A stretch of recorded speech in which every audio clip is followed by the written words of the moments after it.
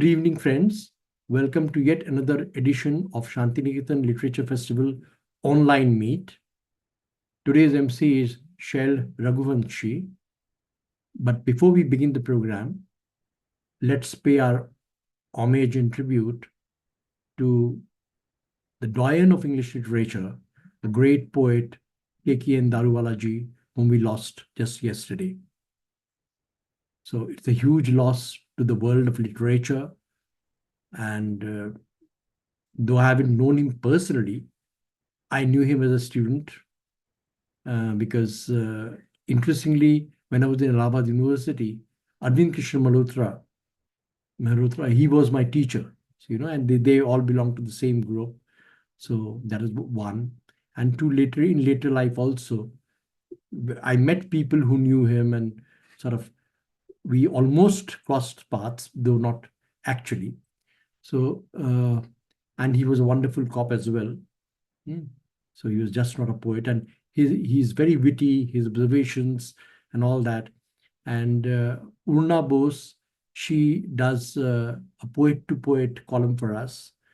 And she had interviewed Daruwala-ji for Different Truths.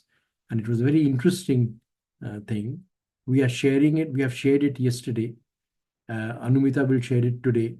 So if anybody is interested, you can, come to our timeline or go to Arindam DT and, read up. So very, very interesting, heart-to-heart, a candid interview. So let us all observe a minute's silence in honor of K.K. Daruwala-ji and pray that he rests in peace. He's crossing over to the other side.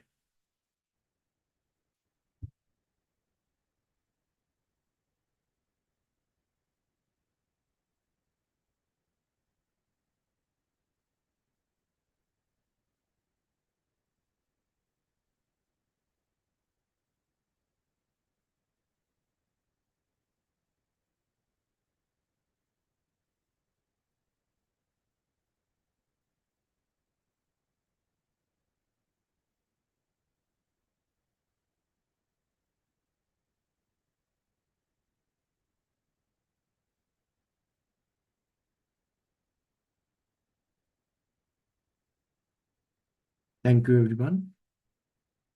In case any one of you want to add something, maybe Harshali, Shail, Anita, Lopa, Mandana, if you have any personal experience with him, you can always share and we'll stagger the program a little bit. So please feel free to come and talk about Daruwala-ji. This is the right time.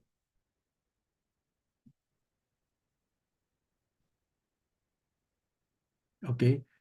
Now we'll begin with the Shantiniketan Literature Festival, our online meet. Today is the 10th meet that we are having. It's on Saturday today. So a few things about Shantiniketan Literature Festival. First thing first, the name itself created a magic of sorts. This was unexpected. And Anumita, who is in the US, as all of you know, she comes to India once a year, normally during summers. So last year, we had a meet of poets at Kolkata. Some poets got together, say about 18, 20 of us, and had a nice baitaki kind of a thing, a good evening. So what we call adda, right? And this word has moved to Hindi language also.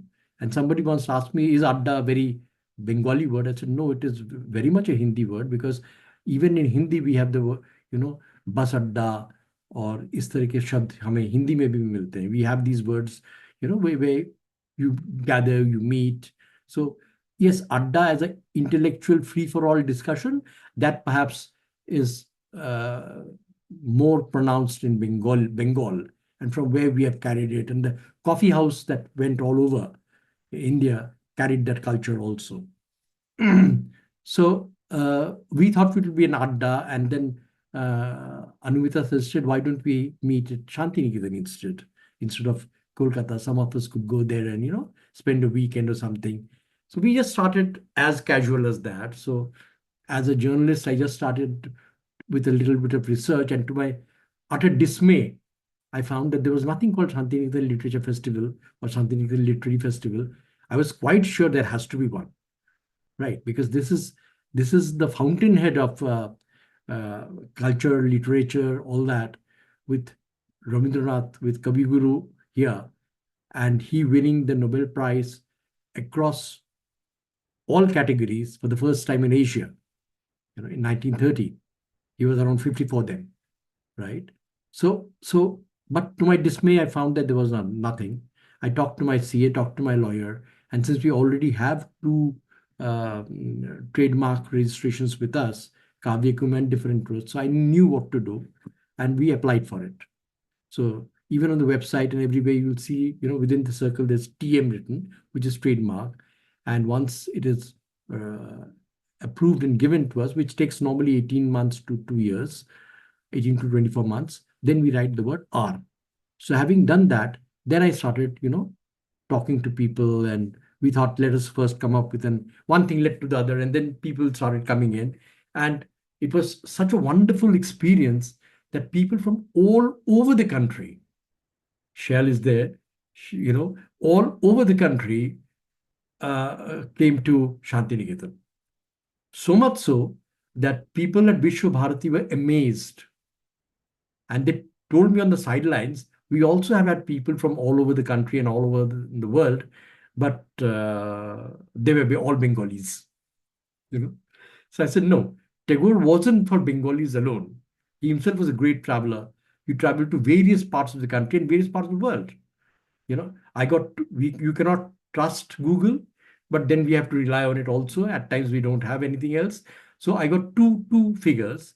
One says that he went to about 30 odd countries, 30 plus countries, which looks more feasible, and another put it around 50. So even if you were to take an average, it would be at least 40 odd countries he visited. And at a time and an era when we had slower vehicles, slower movement, right? We did not have the facilities of today. And all of us here know that Tagore was such a person who was deeply sort of networked with people all over the world. Whether it was Tolstoy, whether it was Einstein, whether, from across various G.B. Shaw, W.B. Yeats, and so on and so forth. I mean, the list is unending. Kal savera ho jayega. So there's no point, And during that meet, Shell will bear it out also. Subhash Chandra Roy, the head of the department of Hindi, he gave us a wonderful talk, and I was literally sort of, I did not know how to take it, but he went out of the way to said that Arindam Da, quote unquote, I'm saying Arindam Da has done something which Kavi Guru did, right? Because he also brought in people from various parts of the country, and at a time when there were no facilities in Shantiniketan. You see, Shantiniketan was, or Bolpur or Shantiniketan railway station was there. Bolpur railway station was there, and it was not developed at all. It was full of serpents, and the soil was not very fertile, and it was just kind of a backwater of a kind of landlocked area of not backwater, but landlocked area of Bengal. So there were certain ponds here and there, so that would suffice. And he managed to get people as Andrews and Mahatma Gandhi when he came. The two people he mentioned, interestingly, never wore any shoes at Shantiniketan. They both said, "Ye Guru Bhumi hai, we'll walk barefoot."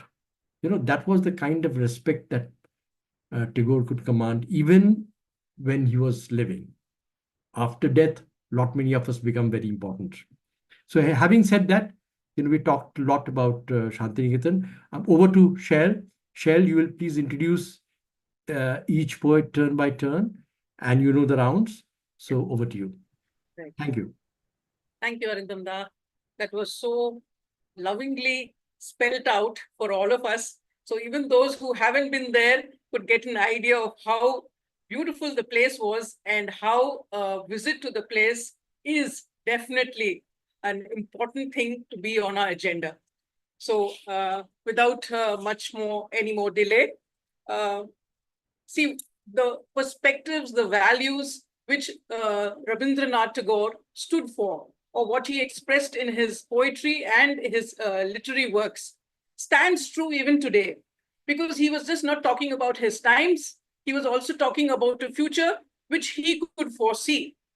Because we have the same problems today, we have the same feelings, the same emotions, the same thoughts which existed then. And despite advancing in our society, technologically, materially, spiritually, in fact, we still relate to what he had written.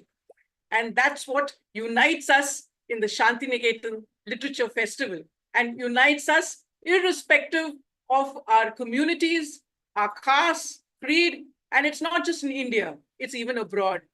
Globally, we unite together. So welcome to the Shantiniketan Literature Festival, Day 10, online, a festival one of a kind, which has not existed before and which commenced this year and will continue to do so with the loving support of all of you. So welcome all of you. Firstly, Arindam Da, Anumita Roy, and without whose support, guidance, and conception, this festival would not have come about. Welcome to the delegates, online delegates of today. We have Dr. Harshali Singh. She's a chief guest for today. Then we have Anita Bose. She's from Thailand, currently in Bangkok. I hope I remember that right. She's a guest of honor. Then we have Vandana Kumar, guest of honor. Then Lopamudra Banerjee from the US. We know her as Lopa, lovingly. So that's how it is. One by one, we have 4 rounds. We have round 1, which will be a paper presentation with on Tagore, which will be for about 15 or 10 minutes if you can, whatever. Round 2 will be poetry read out by all of you for about 2 minutes. And round 3 will be the book launch. And as Arindam Da had mentioned earlier, Anita Bose and Lopamudra Banerjee will be releasing their books. And round 4 will be, of course, it's not band, baja, barat, but music, flavor, and fun. So I welcome first the chief guest of the day, Dr. Harshali Singh. Dr. Harshali Singh is a New Delhi-based member judge of the District Consumer Commission, an author of 31 books, a poet, an academician, and occupational therapist. She has written in several literary genres, ranging from poetry to fiction to essays, and is also the contributing author in several anthologies. She is a recipient of the coveted Munshi Premchand Literature Award, the prestigious Ashoka Award, and the Write India Season 2, an initiative of the Times of India Group. She has received the Global Progressive Woman Award, Iconic Author Award at the Global Leadership Summit, organized by Aesthetics International for 2 consecutive years, and the Changemaker Icon Award by the She Forward. Her book, Paradox of Dreams, was longlisted for the Oxford Book Cover Prize 2023. She's a founding member of a literary initiative called the House of Harmony, as a literature festival curator, and successfully concluded the recent House of Harmony Literature Festival in February 24. So welcome, Dr. Harshali Singh. We commence the round 1 with you, with your talk on Punjab and Tagore. Welcome. Thank you. Thank you so much for that wonderful introduction, Shell. I have to first say good evening to everybody. And it is truly, truly a pleasure to be here with all of you today. And the biggest thank you goes out to Shantiniketan Literature Festival, Arindamji and Anumita, for having me, for allowing me to be part of your community, your family. It certainly feels like a homecoming. We are, today I want to talk about the influence of the Punjab on Rabindranath Tagore and vice versa. Now, no one here is unknown to the contributions of Rabindranath Tagore towards the Indian society and its politics. The subcontinent has richly benefited from his thoughts and his words. And the world came to know of India as a land of learned people because of the example set by the Nobel laureate Rabindranath Tagore. So today I want to talk about, as I was telling you earlier, the influence of Punjab on Tagore and how he in turn influenced the writers, the thinkers, and the artists of Punjab. Rabindranath Tagore was deeply influenced by the philosophy and the history of the Sikh religion. It was in 1873, at the tender age of 11 years, that he was first exposed to the teachings of the Sikh religion when he visited the Golden Temple in Amritsar with his father, Debindranath, on their way to the Himalayas. Now, just for context, the Golden Temple is also known as the Harmandir Sahib, and it is the holiest temple in the Sikh faith. It was built in the 1500s by Guru Ramdas Sahib, and he's the fourth guru of the 10 Sikh gurus that we have. Now, the latter had come to Amritsar before because of his interest in the Sikh monotheism propounded by Guru Nanak Dev Ji, which greatly influenced his own Brahmo faith. So it is from this point onwards that he developed a deep connection with the Sikh faith itself. So Tagore visited the Golden Temple every year hence, and with his father, he would rent out a place in the city and listen to the kirtan. And, Tagore recalled these sacred chantings that resounded continuously at the temple. And his father would join in the hymns of praise. Now, if you imagine that what kind of impact that would have had on the young boy, because he was listening to the kirtan for hours, and he was participating in the Akhand part, which is, again, for context, it's a 24-hour, it is an uninterrupted ceremony at the shrine. And Rabindranath Tagore was also hosting the langars for the devotees. So it's not really surprising that Tagore was influenced by the Gurbani and the Nanak Bani, which is sung at the Golden Temple, where he spent a substantial amount of time. Now, these experiences he wrote about in his book, My Reminiscence, in whatever he felt in Amritsar, and recorded his wonderment on seeing the Golden Temple in words that were so evocative of what he was probably feeling at that time. He says, "I remember the Guru Darbar at Amritsar like a dream. Many days with father, I walked to that Sikh temple in the middle of a lake. Prayers were being said there all the time. My father would sit among the Sikh worshippers and at some point join in the singing. On hearing their songs of devotion from an outsider, they would be much inspired and respect him. Once he even had a singer come from the Guru Darbar to our house to sing bhajans for him." Tagore also said that the Gurbani had inspired some of the songs and compositions of Rabindra Sangeet.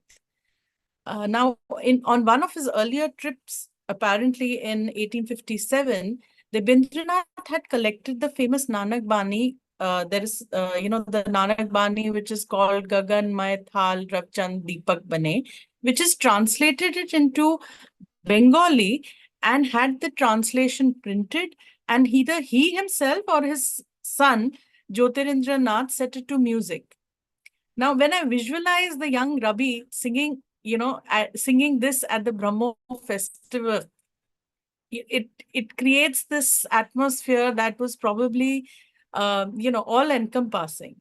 So the Aarti motif of this song, Kaisi Aarti Hove Pav Khandana Teri Aarti, this may remind us of a song which Tagore wrote a few years later. I'm sorry, please excuse me for the pronunciation. Maybe it's not the correct one, but it's something like Tahare Aarti Kore Chandra Tapan. I hope one of you can maybe sing it later on. It means the moon and the sun offer Aarti. But what I mean to say is that, he took inspiration from the Aarti motive. And this song Vivekananda was very fond of. There's another unforgettable song, which in fact, once I was having a conversation with Arindam ji, he was the one who in fact brought this up, that Alo Amar, Alo Ogo, Alo Bhuban Bhora. Again, I hope someone can sing it. It'll be a very interesting, texture to my talk. But similarly, his other devotional songs of the mid-80s, they were also very close to the spirit of Nanak Bani. For instance, the E Paro Bashe, Rabe Ke Hai, and Anan Jone Deho Alom, Mrito Jone Deho Pran. You can sense that I think a lot of it came from his inspirations from the Gurbani. There was another Sikh bhajan which I heard while I was trying to find the songs which were inspired, which is called the Hari Sundar Hari Sundar, which I think the translation is very close to the original, and I think the first line has not even been changed, which tells you, how close he was to the Sikh religion and its teachings. In fact, his essay, The Simple Ideal of Dharma, which he wrote in 1904, leaves no doubt that he considered Guru Nanak Dev Ji and Kabir too as the true propagators of what he meant by Dharma. He writes that Punjab history and the philosophy of the Sikh religion inspired him to write 3 poems on Guru Gobind Singh Ji, which was one of them was called Nishfal Uphar, which is a futile gift, Guru Gobinda, and Shesh Shiksha, which is the last teaching. He also wrote another essay on Guru Nanak's Sacha Sauda as a young adult in a Bengali magazine for children called Balak. In 1885, Tagore wrote an essay, Bir Guru, which is translated into English, it means valiant saint, which was his veneration of Guru Gobind Singh Ji and a poetic tribute to Banda Bahadur. In another essay he wrote on Shivaji and Guru Gobind Singh Ji in 1910, he writes that Nanak gave a call to his disciples to be free from selfishness, religious bigotry, and spiritual inertia. Guru Gobind bound the Sikhs to a particular necessity, and so that they were never forgetful of it, he imprinted it in their hearts by name, by attire, by ritual, and several other means. In his poem Partho Nate Dan, the inspiring story of Bhai Taru Singh is mentioned, who was executed by the Mughal governor. And in the classic poem Bondi Bir, he eulogizes the Sikh valor and pays a poetic tribute to Baba Banda Singh Bahadur, as I was telling you earlier. He was the military commander of Guru Gobind Singh. Now, his final Sikh poem was about the martyrdom of Nihal Singh, which he wrote in 1935. So, when you read out these heartfelt pourings, they bear eloquent testimony to the fact that Punjab had a very special place in Tagore's heart. I don't think it's undeniable anymore. And surprisingly, even though Bengal and Punjab are so far away, but one, can find the commonality in many significant moments in history, especially in the socio-political movements that started in Bengal, but then they found echoes in Punjab as well, be it the national struggle for independence from the British regime or the revolutionary ripples from the Naxalite movement that happened later. There was a very well-known Hindi poet called Manglesh Dabral.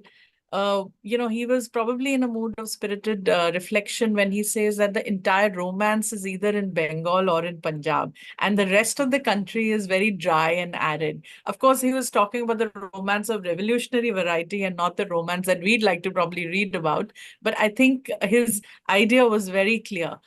In fact, once the very famous, we all know Balraj Sahni, the very famous actor of yesteryears, he asked Tagore that, you've written the national anthem for India.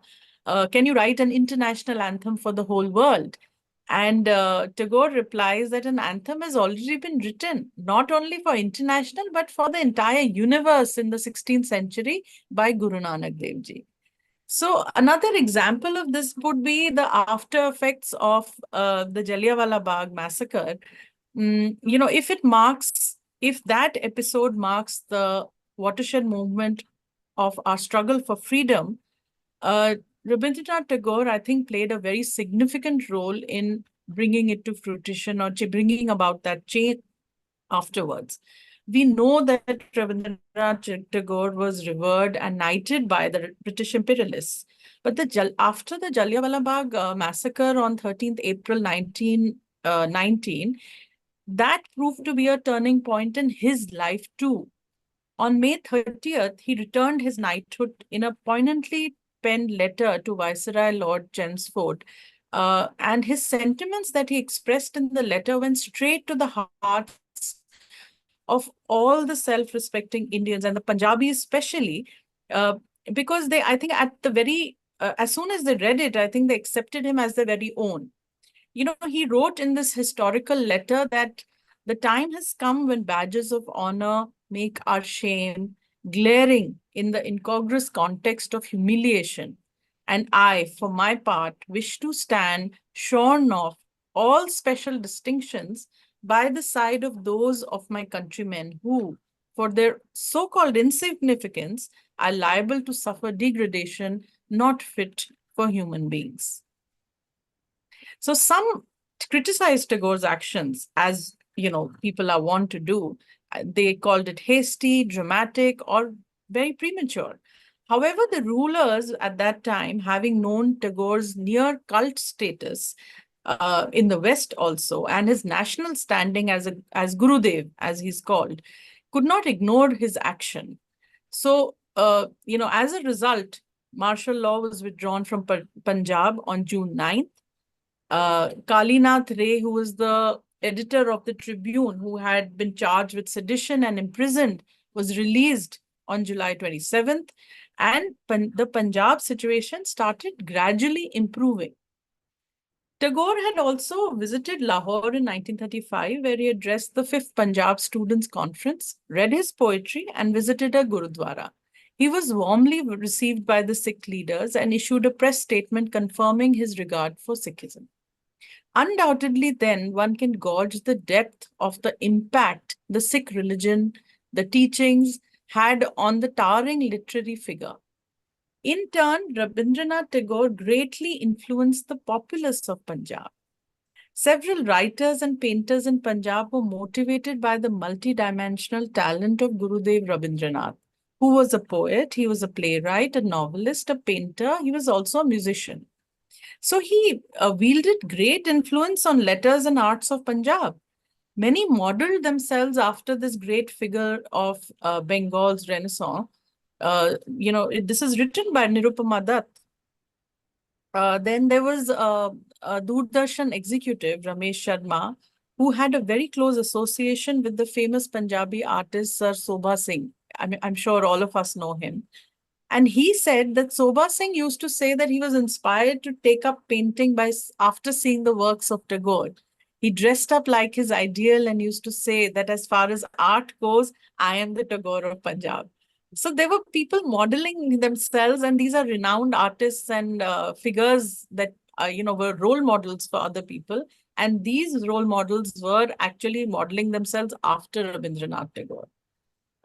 There is another folk song compiler called Devendra Satyarthi, who was very deeply influenced by Tagore and adopted his ideals and even his looks, choosing to even dress like him. So he too had a very long relationship with Rabindranath Tagore, visiting Shanti Niketan many times. In fact, he was inspired by both Gandhi and Tagore in executing the mammoth task of collecting the folk songs of Punjab as well as from some other parts of India by moving from village to village. In fact, Satyarthi began this task and he used to quote Rabindranath Tagore, who probably urged him to do this by saying that the vitality of the Indian villager is India's, real vitality. And villages are like women in their keeping, as they are the cradle of the race. So I think these words that probably Rabindranath Tagore, spoke to people who were close to him, inspired these people and motivated them to actually follow their life's work, And he was also, Rabindranath Tagore was also inspirational for Punjabi intellectuals and tried to boost them to write in their own mother tongue in Punjabi. And some of the examples that I can think of are the celebrated doyen of Punjab, Gurbaksh Singh Preetlari, who set up a hamlet of Preetnagar in the rural terrains of Punjab, which is equidistant from Lahore and Amritsar. And this was inspired by the model of Viswabharati at Shantiniketan. Then the Punjabi writers and others who got associated with it, including Bhisham Sahani, Balraj Sahani, Nanak Singh, Sobha Singh, as I was telling you, Faiz Ahmad Faiz, the great poet, Sir Sahir Ludhianvi, and Amrita Pritam, that everybody knows about. And so there were many, many other thinkers and writers who were influenced to write in Punjabi, to think and to follow their path of life, being motivated by him to do so. In fact, there's a Punjabi poet, Amarjit Chandan, who recalls that it was Tagore who inspired both Balraj Sahni and Dr. Allama Iqbal and Gargi to write in their mother tongue. And Balraj Sahni's, in his own writing, mentions this, that how Rabindranath Tagore encouraged him to write in his mother tongue, Punjabi, while he was working with him in Shantiniketan. And he writes that, I'm reading to you about this in first person because I think the essence of it, if I put it in third person, will go away. So I'm telling it to you verbatim of how Balraj Sahni has written it in his own book. He says, those days I was a teacher at Shantiniketan. One day I went to invite Rabindranath Tagore for the annual Hindi Sammelan when he started a discussion with me. During the course of our conversation, he asked, besides teaching, what else are you doing over there? So Balraj Sahni said, I write stories in Hindi which are published in the leading Hindi magazines. And during my stay here, I've written a lot and also earned a good name for myself, he answered. But your mother tongue is not Hindi. You are a Punjabi. Why don't you write in the Punjabi language? And, this is like a general conversation that they are having. And at that time, I did not realize that an artist must first be nationally known in the true sense of the word before he's internationally acclaimed. So Balraj Sahni answers, but Hindi is the national language. It is the language of the entire nation. Why should I write in a language in any provincial language when I can write for the entire country? So Rabindranath Tagore answers, I write in Bengali, which is a provincial language, yet not only the people of Hindustan, but the people all over the world read what I write. To the reply to that was that I'm not a great writer like you. I'm just an insignificant writer. To which Rabindranath Tagore answers, it is not the question of greatness or smallness. A writer has a relationship with his own birthplace, his people, and his language. It is only from them that he can receive the warmth and feeling of being one of them. Probably, he was a young man, Balraj Sahni, and he liked to argue. And he says, probably you do not have much knowledge about the conditions prevailing in my state. In Punjab, we either write in Hindi or in Urdu. No one writes in Punjabi. Punjabi is a very backward language. If you want an honest opinion, it cannot be called a language. It is a sub-language, a dialect of the Hindi language. And there, of course, Rabindranath Tagore, I think, dug his heels in and he said, I don't agree with you. The Punjabi literature or the Bengali literature is very old. Can you look down upon that language and call it outdated or backward? The language in which great poets like Guru Nanak have written. And then he recited the few lines of Guru Nanak's, which I now remember by heart. But at that time, I was absolutely unaware of them. Those lines were, Gagan mein thal ravi chand deepak bane, Tadka mandal janak moti, Dhoop malyachal, pavan chanvar kare, Sagal ban rahe, Pulant Jyoti. Now, literally, when I translate that into English, because I understand that it's Punjabi and not everybody would understand, these 4 lines mean nature in its own way offers arti, prayer, to God, the creator of the universe. And the meaning of the Punjabi lines that I just read, which Rabindranath Tagore recited to Balraj Sahni, are, The sky is the thali, which is the thal. The sun and moon are the diyas. The stars are the pearls. The fragrance is from the Malyachal mountains, which is the incense. The breeze sways like the chawar. Chawar is the fan. And the entire flora blossoms luminously. So he's actually encapsulating all of nature, giving praise to the Almighty, to the One.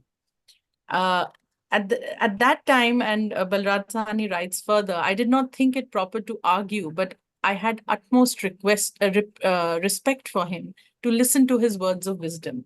I got up to leave. I had barely reached the door when Gurudev spoke words which troubled my heart for many years. He said, a prostitute, even after amassing all the wealth, cannot command respect. Similarly, when you spend your entire life writing in an alien language, neither your own people will accept you as one of them, nor will the people in whose language you have been writing will accept you. Before trying to win over outsiders, you should first win over your own people. Later, I realized that these words had much truth in them. So in my humble view, Rabindranath Tagore, with these aforementioned lines, was imparting a great truth and a life truth, so to say, to Balraj Sahni, which percolated within him for many years and then came out through his book, and I think it reverberated everywhere. Rabindranath Tagore shared a connection with Punjabiyat that resonates even today through his writings, his songs, his poems, and his regard for the people of Punjab and the Punjabi language. I think my time is up and I'd like to end it here. Thank you so much for listening to me. I hope I didn't, make it too long. Excellent. But Excellent. it was such a pleasure to kind of read his poetry, even though translated, but it was such a pleasure, and you kind of connect with it at a very ruhani level. That's true. So it was very nice. Thank Thanks you a for lot. giving me this topic. I really enjoyed it. Thank you so much. Thanks a lot, Harshali. It was a wonderful presentation, very erudite and in-depth, and you brought out so many intricate things about Tagore's connection with Punjab, yes. And in fact, Punjab paid the greatest honor and respect to him by including some of his poems in Guru Granth Sahib. That's true. As we all know that other than 10 Sikh Gurus, there were 5 other poets. 3 I remember, 2 I'm sorry I don't. I read long back. One is Kabir, other is Raidas or Ravidas. Raidas and Ravidas share. Both are from your city of birth, Banaras, and Tagore, of course. And there were 2 other poets. So, their poems, their verses, their hymns are a part of the Punjabi hymns and service that we have day in, day out. So it's a wonderful connection that Tagore brought about.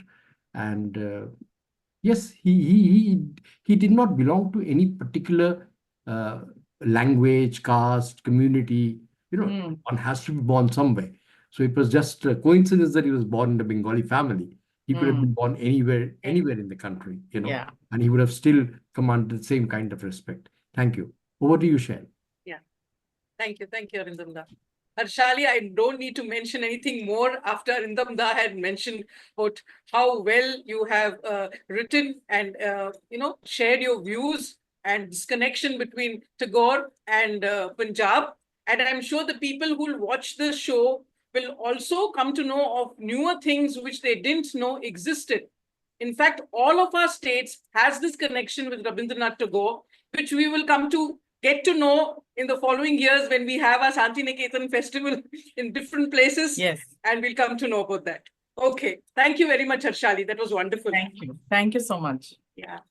Moving on to the next chief guest of the day, guest of honor, Anita Bose from Bangkok, at present. Anita Bose is a multifaceted individual with a master's in literature and studies in Indology and Indian art from KK University, Nagpur. She's an associate expert at various universities and has authored numerous books, articles, and stories on Southeast Asian and Indian history. Anita is a mother of two and has received awards like the Bengal Pride Globally Award and Fox Story India's Most Influential Women of 2023. She is an active social worker and volunteer guide for rural women, underprivileged girls, and abused children in India and Thailand. Her artistic talent is showcased in over 25 exhibitions worldwide and part of the fashion designer and book cover. Anita, we welcome you to the round one, where you will talk about Indonesia Siam Connect, India through Rabindranath Tagore's perspective. Please. Yeah, thank you so much for giving me this opportunity. So, first of all, I share my PPT. Can you all see that? Yes, we can. Yeah. So, before I start, I have to pay my homage to Rabindranath Tagore first, because it's a great opportunity to say something about him in this type of audience and in this type of August.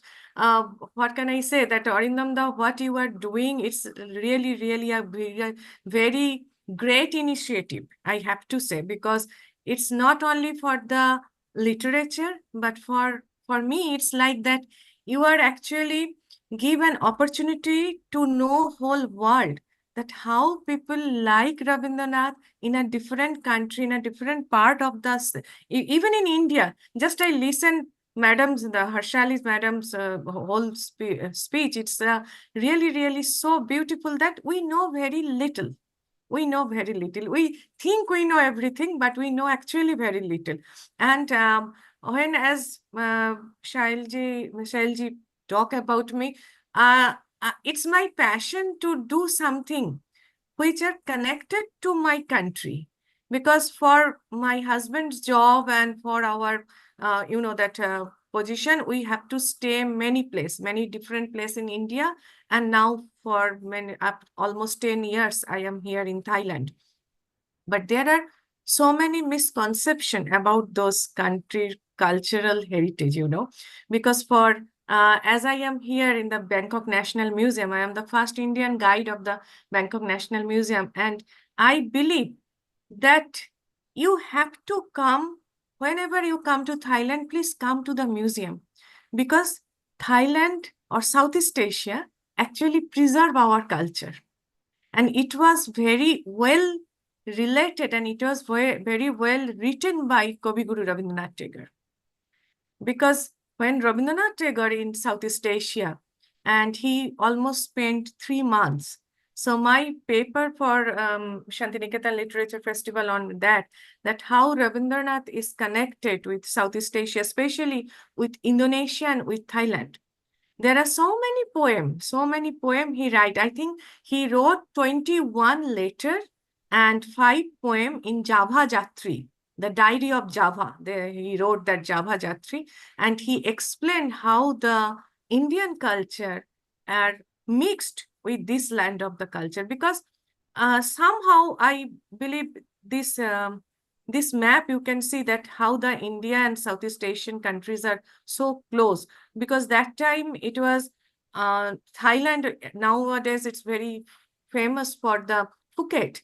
So I believe that everybody who come to Thailand, they were going to Phuket. But very few of us know that Phuket was the first port where Indian traders came.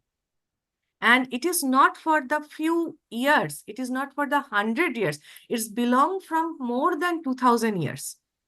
So the Indian traders, the Brahmins, the Kshatriyas, and many people came to this southern part of the southeast part of this land, and they knows it like a Suvarna Bhumi. And Rabindranath, when came here, actually Rabindranath Tagore is such a personality. He is not, just like ma'am said also, and I think the theme also like that he is not only a Bengali person. He is not even only the Indian one. He is for whole globe. He is a global personality. And when he came here, it's almost 3 months he spent. He spent to the Malaysia. He went to those places, Indonesia, Malaysia, and Singapore, and then came to Thailand. And after that, he went back. And especially Indonesia is so huge because there are so many islands, different small island and the big island. And he tried to visit all those places which is connected with the Buddhist belief and Hindu belief, because Rabindranath Tagore was a person who are very well known, well versed, well read about the ancient India's history. That history, it is not belong from Mughals, or it is not belong from the British. That ancient India, which was so glorified, which was actually followed by so many countries, Rabindranath was very well known about that fact. And he well known about the Ramayana and Mahabharata and Puranas, how it is connected with those part of the land. And that's why when he lived in the Surabaya, it is not in the Bali. There are many conception about Indonesia that the Bali is Hindu people, so maybe only the Balinese people are followed those Hindu custom, but it is not like that.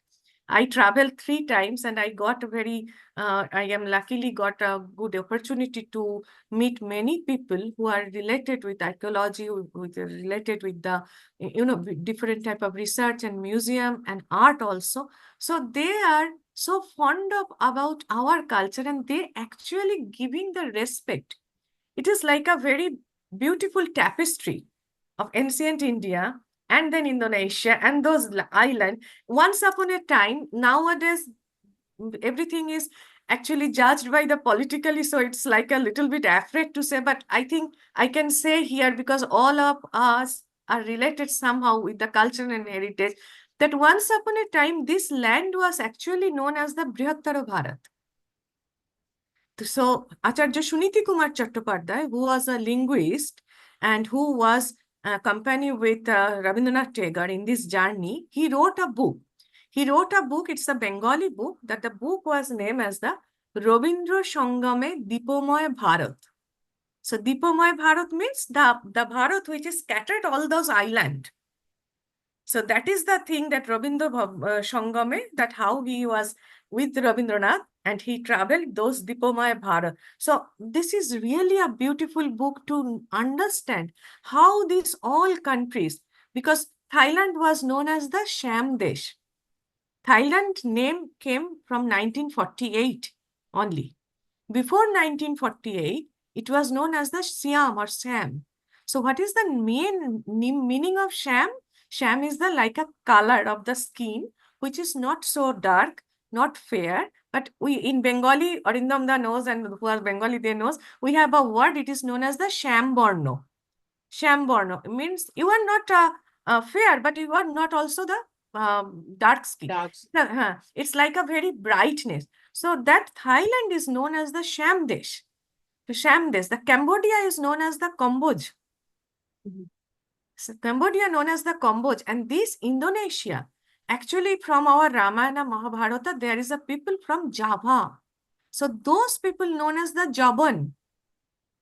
So Rabindranath was known all those facts, that how those people are lived here, how it was the connection, what was their cultural heritage, what was their religion belief, everything he known very well. So when he traveled this part of the land, in Indonesia especially, so he was, actually it's like in Bengali we have a word that is called as the dibe ar nibe, milabe milibe. So give and take. Dibe and nibe, milabe milibe, tobei hobe ekta kichu. I mean, it's like I got something from you, you got something from me, and then create a new thing. So Rabindranath was so fond of this culture. So Rabindranath, this is the first picture, it's a very old picture, he is in the Borobudur. So when he went Borobudur, he write a poem. Borobudur is because Borobudur is known as the very famous Buddhist sculpture, Buddhist temple. Just like in Prambanan, in Indonesia, Prambanan, there is the biggest temple, just like in Cambodia is the Angkor Wat. Angkor Wat is the largest and biggest Hindu temple of whole world. It is a Vishnu temple. And at the same time, in Indonesia, it is known as the Prambanan temple. That Prambanan temple is belong from our Hindu gods and goddess. So Rabindranath went Prambanan. Rabindranath went once at the same time on the Borobudur. So all those Borobudur and Prambana new archaeological findings are giving the light that the artisans and the technicians, they are coming from India. So it is not, they are coming from India. You can say that the engineering technologies and knowledge, they share with the Indonesian people. And they made those beautiful temples. So Rabindranath write one place that koto jatri koto kal dhore নম্র শিরে দাঁড়ায়েছে হেতা করো জোরে পূজার গম্ভীর ভাষা খুঁজিতে এসেছে কতদিন তাদের আপন কণ্ঠ ক্ষীণ তারা সবাই বুদ্ধের পূজা করে. So it's like the verbal translation. I cannot do the, I mean that the translation essence through Rabindranath, but what is he want to say that there are so many travelers, there are so many people who came here, who stand before Lord Buddha and said, "Oh Lord Buddha, take my homage, take my prayer." So this is the Borobudur when he went there.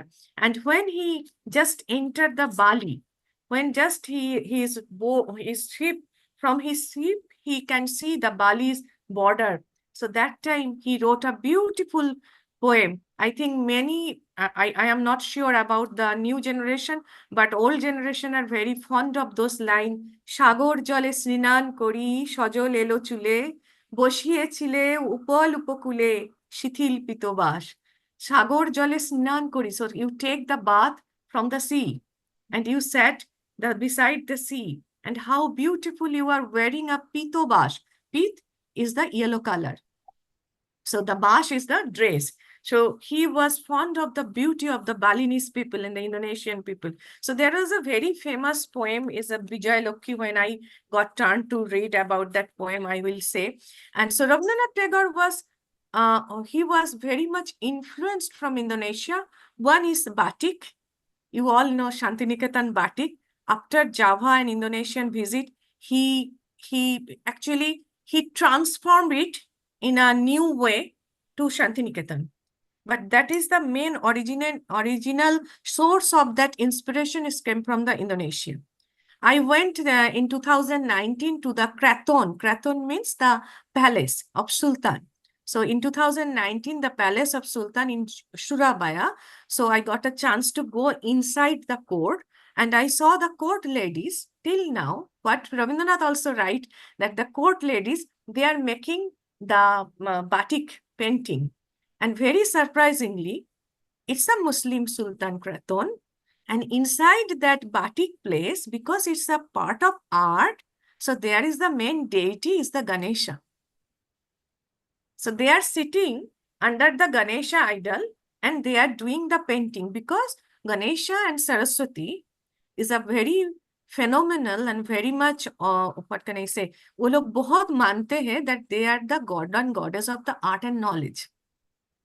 And that's why Saraswati was worshipped in Indonesia, in Bali, it's a twice in a year. हम लोग एक बार पूजा करते हैं माँ सरस्वती का साल में, वो लोग 2 बार पूजा करते हैं.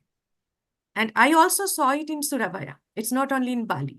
So that is really, I was so moved. So Rabindranath Tagore was in 2017, he was also moved to see that. And another thing was very much influenced from him, from Bali or Indonesia, that is the dance. The Indonesian dance. You can see this middle picture. This is the beautiful woman. They are taking a beautiful dress and a very special headgear.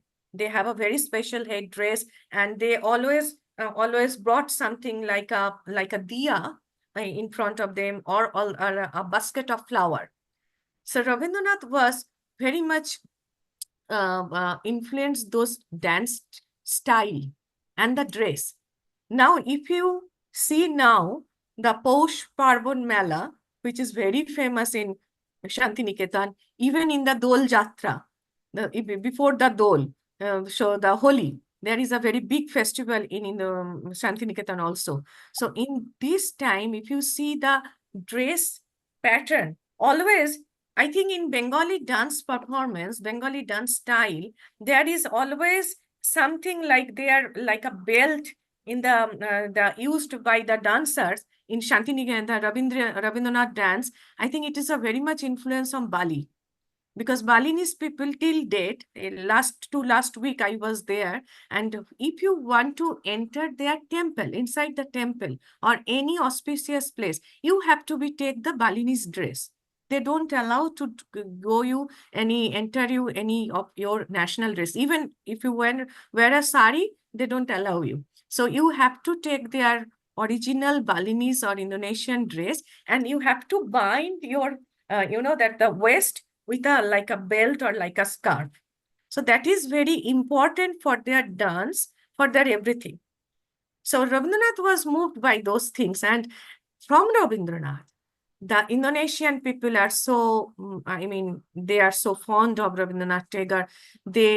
We got a letter from Rabindranath Tagore, which he wrote to his Pratima Devi. And he wrote about that, Pratima, I am now a place where is beautiful hills, and from my bungalow I can see a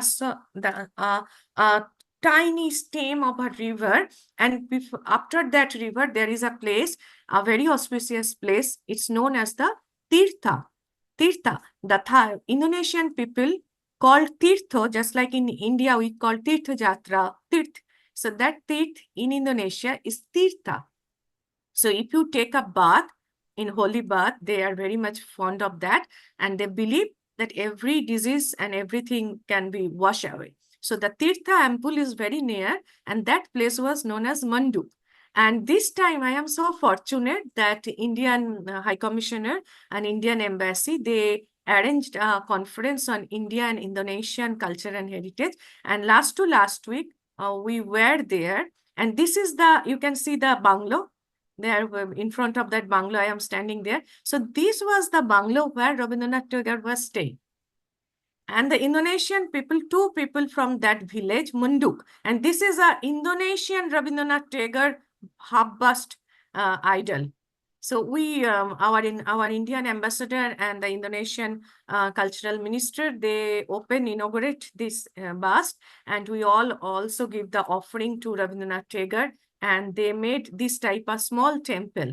This is a small temple, and it is so nice to see that that Rabindranath Tagore, and in Hindi, in Sanskrit, and in Bengali, and in English, it's right there. And our ambassador give an open invitation to all Indians that whoever went to Bali, whoever went to Indonesia, please give a visit to Munduk. Munduk is the place where Rabindranath Tagore was stay, and he wrote few poems, and he wrote many things from there. So I am very moved about to see that how Indonesian people also, because the two people of those community, this bungalow is almost broken. So they kept it alive as the memory of Rabindranath Tagore. And after 1927, this is 2024, finally, we can do something in the land of Indonesian soil. There is a temple, you can say very proudly that there is a temple of Rabindranath Tagore in Bali, in Manduk. So this is a very unique bond of them. And I came to Thailand also. Thailand, with the Thailand, Rabindranath Tagore was so actually, he was almost tired that time, because he started his journey almost 3 months, and in the end of the journey, it was the Sham Desh or Thailand. So at first he was not so much, that he know about Thailand, that how they are following the Hindu beliefs and Brahmanism and all those, because all the Thai kings still the present day, they taking their name as the King Rama. They oath as the Rama. So the Vishnu and Shiva and Parvati, they are very fond of that. And recently Ganesha. So every house, every place you can see Ganesha. But Rabindranath was moved when he met the Prince Damarong. And Prince Damarong was the first archaeology and historian of Thai history, who was really write everything in a very that unbiased way. But I just give 2 examples from here because time is running. One is Rabindranath, when came Sham Desh or Thailand, he is not only give a visit or talk about the art or art history, but at the same time, he is the first person, Rabindranath is the first person who give us something. You cannot say it's a very profoundly or very openly, but he is a very much concerned about our freedom.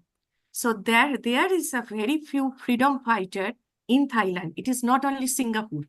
Subhash Chandra Bose was also connected with Thailand. So Rabindranath Tagore is the first person who introduced Swami Satyananda Puri, to the royal families, and who are teaching Sanskrit to the royal family people.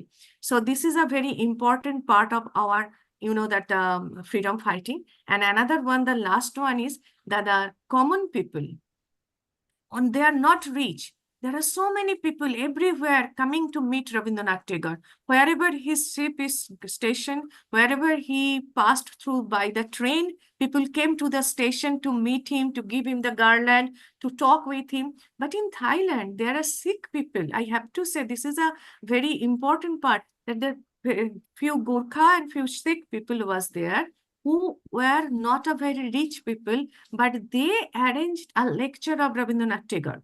They don't know nothing about Shantiniketan idea.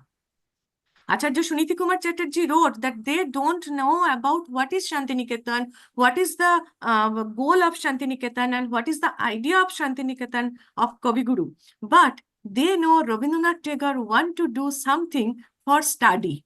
So they say, all the people, please give money to Rabindranath Tagore to make Shantiniketan.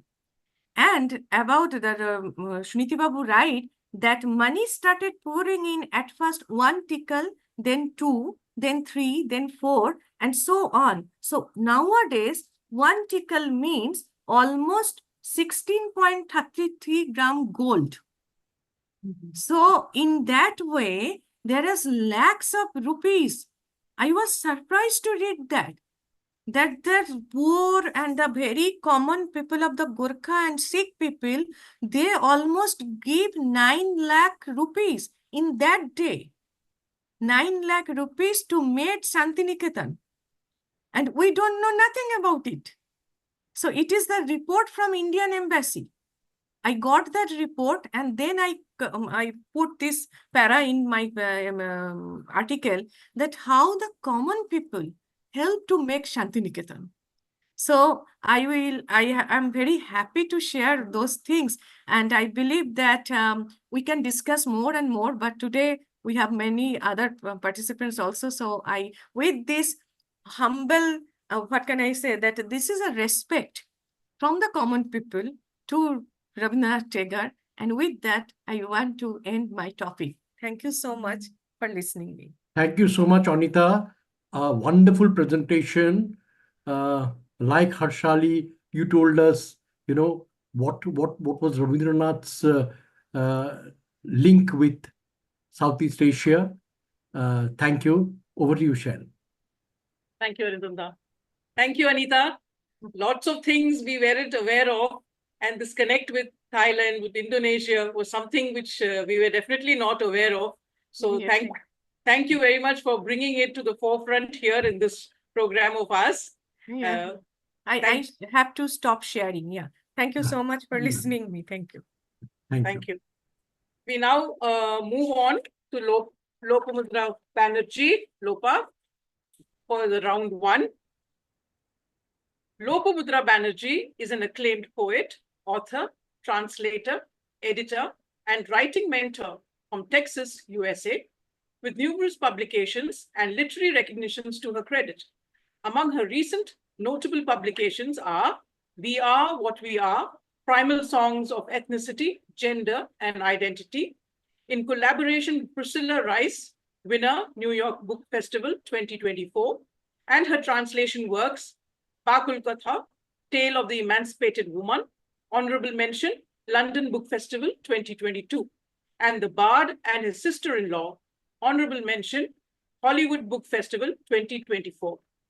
So welcome, Lopa, to round 1, where your proposed topic for the paper is The Young Life of Rabindranath and the Role of Jorasanko Thakurbari that shaped his persona. Yes, welcome, Lopa.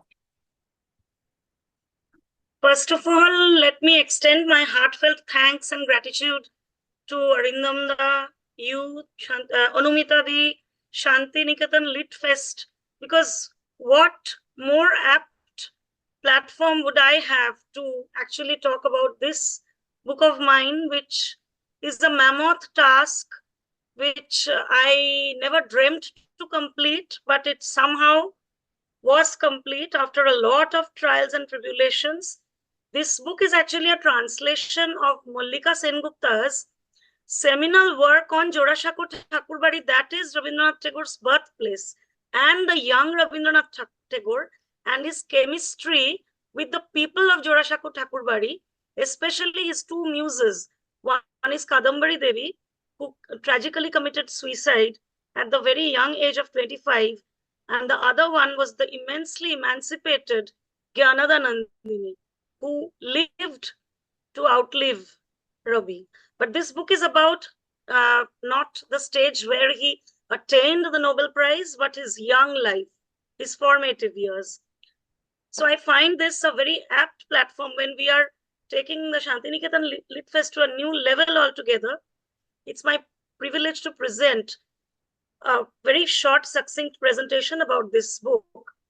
So the main nucleus of the book is, I would say, a biographical novel, which is Mallika Sengupta's last work of feminist research and social research when she was fighting cancer. So, and this book encompasses the journey of how Tagore's persona evolved, the women and men instrumental in his psychological, his spiritual growth. And there are multiple human layers. And most importantly, women and their emancipation. These are the layers that have been unraveled in the book. And I've tried to humbly translate it for the global readers, because for the barrier of the language Bengali, it was not accessible to people outside of Bengal. Stating the fact that the book was very popular in Bengali, but I wanted to take it to the global audience. So that was my humble attempt to reach the book to readers across geographies and boundaries. So my inspiration to translate such a mammoth work, you can see how fat this book is, like over 400 pages. This came from my love and passion for the vernacular Bengali literature of my ethnic lineage. But most importantly, the book contains factual details on Tagore's young life, how he evolved as a poet, as a thinker, and as a philosopher. So I kept feeling that as a translator, I could act as a cultural bridge, connecting the diverse trajectories of the enriching truths of the Tagore family, not only Tagore, but Harshali was mentioning some members of the Tagore family. I will, pardon me, I will rectify a little bit. Tagore, Jyotirindranath Tagore, who was another scion of the Tagore family. He was not Tagore's son, but he was the elder brother of Tagore, who was the first playwright, first poet, and first music composer before Rabindranath, belonging to the Tagore family. So it is about the relationship, the interpersonal chemistry between Satyendranath, the first ICS officer, who was Rabindranath's eldest sibling. That's what And I said. I said that Jyotir was the Jyotirindranath. son. Oh, Yeah, he was okay. his brother, So elder brother. he That's was what I his said. elder brother. I Yes. thought you mentioned son, but Yeah. the son's No. name is Ratindranath. Yeah. No, I Was meant a his brother. botanist. That's I Okay, think then we it was missed out. my bad. Pardon me for that. So I just wanted to clarify that he was the first creative thinker of the family, because the other people belonging to the family, they were more into sciences.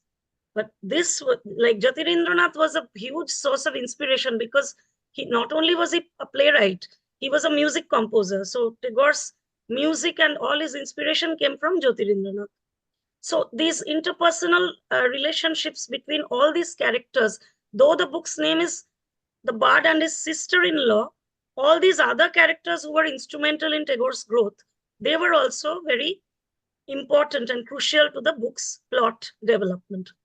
In terms of the themes, it is the critical biography covering the many lives inside the very elite Jorashako Thakurbari and the many lives who impacted the young Ravi when he was like in his formative years. And then the many layers unraveled, all those layers illustrating the complex emotional journeys of these characters. Then, most importantly, leading to Kadambari Devi's much talked about suicide, which was much hushed up by the Thakurbari because they considered it as a part of the household scandal in those days. But there are so many psychological layers to it. You have to just read to find out, and it's very bold. Like, it's a very bold move by Mallika Di, who was the original author in Bengali, to that effect. So I've already talked about the interpersonal relationship between Tagore and his two sisters. One is Gyanada Nandini, who was so emancipated in her own way because she was the first one who had to cross the 7 seas in order to be with her husband. She was the first one in the entire Thakurbari to have the courage to do so and get education, proper sense of dressing, and emancipation in the real sense, and how he inspired Tagore in her entire complex emotional journey. So all these layers of the narrative are historically significant because we have to remember it is all set in the pre-independence era of India. So it starts in the year 1866, like towards the latter half of the 19th century, which is like the very formative time of the Bengal's Renaissance, which also spread its wings in the whole of India, and how they make sense in terms of the development of Tagore's poetic persona. So the storytelling is amid the backdrop of Renaissance in Bengal, and the chapters not only unfold Tagore's young formative life, but the subtle nuances of the socio-political history of Bengal in those times, which influenced Tagore on so many levels, which actually influenced his poetry, his philosophy, his thinking. And they also demonstrate not only Tagore's thinking, Tagore's psyche, but the diverse cultural history of the Thakurbari, where all these stalwarts of literature, art, theater, humanities, like starting from Devendranath Tagore, who was his father. He was a saint and a philosopher. He set the foundation for Shantiniketan, which later bloomed with the help of Rabindranath. But the ideology, the philosophy was Devendranath Tagore's. Like, he wanted to give that naturalistic education for the young next generation, which Rabindranath was deeply inspired by, and later Shantiniketan grew to be a wholesome institution. But what was Devendranath Tagore's relationship to that? What was Brahmo Samaj, which was a very eclectic society away from the rigidity of Hindu society? It was formed from the basic tenets of Hinduism, but how they brought the philosophy of Upanishads into it, how they brought the basic tenets of monastic education and Upanishad into it, and how was Rabindranath himself inspired to be part of the Brahmo Samaj. All of it formed the crux of the book. So when he was young, when he lost his mother at the tender age of 13, from that very traditional Orthodox family setup, how he evolved into a persona who traveled the world, starting from Europe when he went to London to be a barrister. But we all know he didn't turn up to be a barrister. That's another story. And it is like the foundation of it is laid in the book, why he didn't complete his education to be a barrister, but he learned the gems of literature, music, for example, from the British culture, how he acquired those tidbits into his system, and how he transformed the Thakurbari with that kind of education. That is also essayed in the book. And again, another character is Swarna Kumari Devi, who was, he lovingly called her Nodi. Like, there were many siblings in Rabindranath Tagore's family. Like, Sharoda Devi had many children, some of them who died very young. So one of them was Swarna Kumari. Especially, I want to mention her name because she was the first Bengali novelist of that entire era, not only in the entire Thakurbari, she was the only woman, but also in the whole of Bengal, she was the first woman novelist who rose to prominence with her novels and her short stories before Rabindranath became a renowned author. So that interpersonal relationship, how they were all involved in the nationalistic movement, all of it is situated in the book in the in the context of the strife-ridden colonial regime in India. So I would like to end my presentation with the psychological influence of the book. So there is such a multi-layered narrative in the way it unfolds that the subtle nuances of the character who are also part of the socio-political history of Bengal, that matters. And then the diverse cultural history of the Thakurbari. That's Tagore's foundation of the vast oeuvre that he had, the literary works, because it traces his childhood and very young days, his journey to England, what lessons he imbibed from there, to his gradual transformation till the time of his marriage with Mrinalini Devi. And then coming to the social and historical influence of the book, it lies in the rich depiction of this very diverse cultural history and the legacy of Bengal, and which has intrinsic layer, the dramatic and inspiring transformation of women during the Renaissance period, in which, like Satyendranath, the elder brother, the eldest brother of Tagore, and Jyotirindranath Tagore, before Tagore, like when they were at their prime, how they played pioneering roles in being change makers and in shaping the vision of society. So this spirit of empowerment that, on one hand, Gyanadanandini brought to Jorashako with her fiery and subtle essence.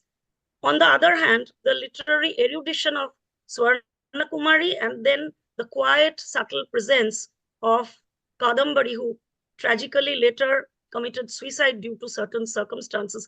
But the suicide, if you think that only is important, that's not the case. It is the psychological build-up and how that affected Tagore to compose his timeless creations. That is at the crux of the book. And how the patriarchal structure of Thakurbari, that has also its own documentation. So in all, you can say the novel encompasses a huge canvas. So with this, I end my presentation, and thank you for giving me the honor to present my book. So once again, this is the book which I translated. The name of the original book is Kabir Bauthan, and my translation is The Bard and His Sister-in-Law. So I hope I was able to give a very sneak peek of the book, and I will be very happy if any of you give it a read to find out more. Thank you. Thank you, Lopamudra. Wonderful presentation. In fact, we thought you will be talking about the book in the third round, but you did it in the first round itself. Never mind. So I think there was some miscommunication there, but anyway, the content was very rich. I have read part of the book. I couldn't complete it because of Shanti Literature Festival. I intend to finish it. It's a very wonderful written book. The language is very lucid. Done my very bad voice. It's okay. It's okay. Apologize. One understand. So over to you, Shell. Over to you, Shell. Thank you, Arindam. Thank you, Lopa. And by the way, I forgot. While Harshali was reading a paper, there was a comment from Anita. She says that a very informative discussion. I agree. We all agree. It was very informative. I got to know so many facets of the connection between Tagore and Punjab. I knew little tidbits of it, but I didn't know it in all its totality. So it was very informative. That's true. Okay. Oh, Shell. Right. Thank you, Lopa. I know it must have been very troublesome with your sore throat to talk so comprehensively and for so long. Thank you very much for enlightening us about your book and the theme of your book, which I'm sure many people will be interested in knowing. Thank you once again. So now with this, we complete round 1 and we dive into round 2. I welcome Harshali.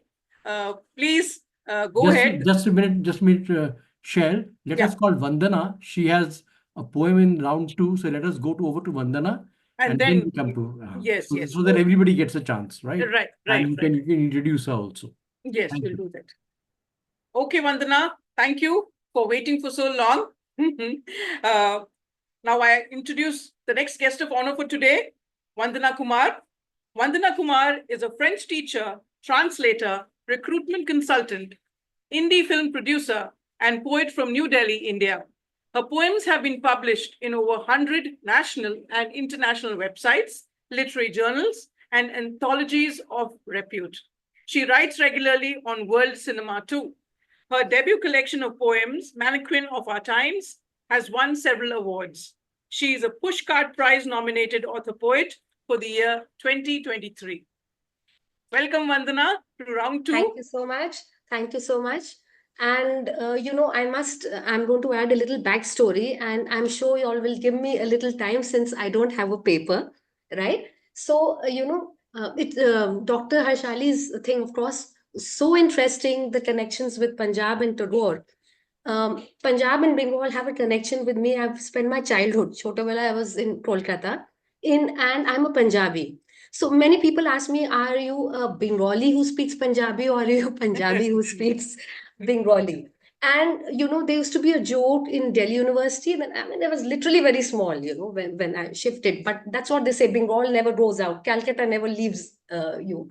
So, when we were in the university, our professors used to joke that, the only culture that Punjab has is agriculture, and we being, history students and teachers, we used to, protest and say what rubbish, and then we rattle off, right from the bhakti thing of Nanak, then 17th century Bhai Nand Lal, and, and bring it down to, of course, Amrita Pritam and everything. So, to all those people who said that, I would really want them to hear Dr. Harshali Singh's presentation, to talk of, the other way around, how he imbibed stuff, from Punjab. Before I say my poems also, like, Roy was mentioning, the whole thing about how many countries Tagore had right in the beginning been to, and some say 30 and say something. So from my personal experience, I would say last year when I was, very interesting. In fact, both these places, we had this little exercise. Last year I was at a festival in Serbia. And this summer, I was at a festival in Greece. And, we were having these rounds, and they are not very academic. There's wine, and you're sitting in vineyards. They don't, have these seminar rooms and all. They say, soak in the ambience, so to see. So, they asked everyone, and we had translators for the Greek and for the Serbian. They said, you all write, your 4, poets who have inspired you. And, it was so interesting. Some people had Keats, or they might not have had Keats. Some people had Yeats, but they might not have had. Somebody had, John Donne, somebody had Bukowski, but everyone had Tagore on their list.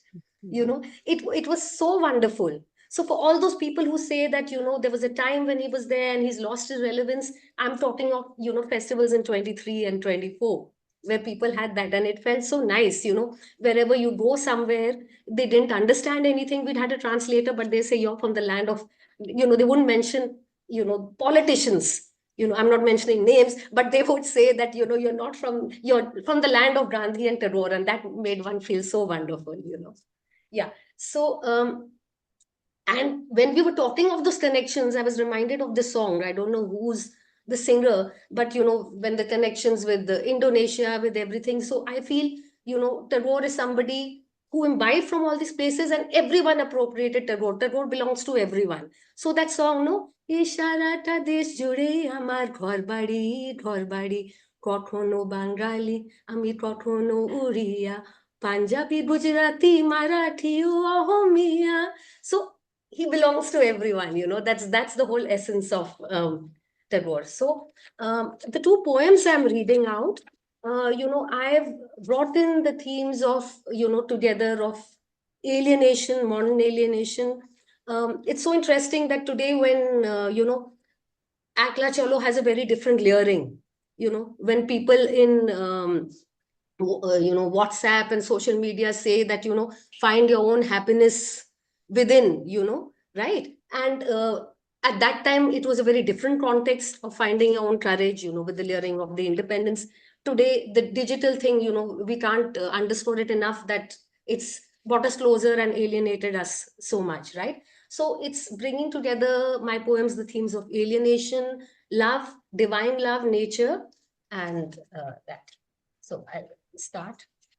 And they're very short. A longing melody in the wind, Shantiniketan awakens desires.